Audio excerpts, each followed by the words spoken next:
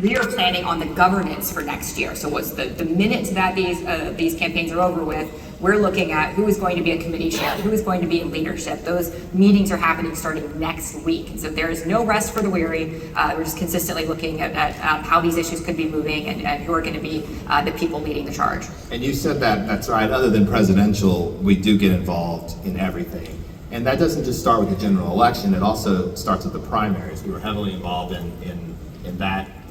We've been involved in this election for over a year. Oh, absolutely. There were nearly 400 primary contests this cycle, and we were involved in 372 of them. So these are pretty much these year-round, cycle-round elections where you're focused on the primary, and then you're getting into the general, and then boom, right into the issues. And in those races, we had actually almost 60 opportunity races. An opportunity race, for those who have not followed this, means we're doing our own get out the vote for realtors.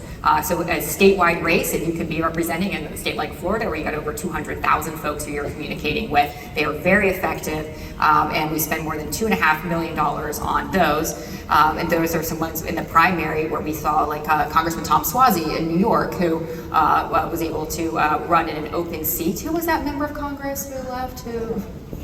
No. Come on, you guys can name him.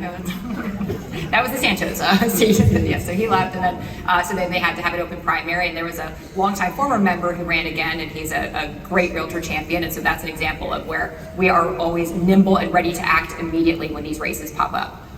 Yeah, and so Congress, obviously, we were involved in the primaries. We, like you said, we had 372 of our picks advance to the general.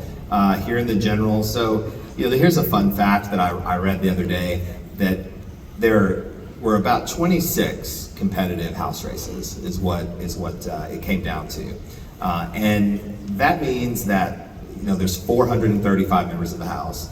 Shannon and I both worked in the U.S. House for many years. For members of Congress. It's a hard number to remember, 435. It's like one of those things we always get at trivia night. Exactly. But 26 out of 435, that's 5% of the U.S. population basically chose the makeup of Congress. So it's not that dissimilar than a handful of states choosing the president as well. So it's not all that different. But tell us a little bit about why we get involved in so many of these races, even though just a handful of them are really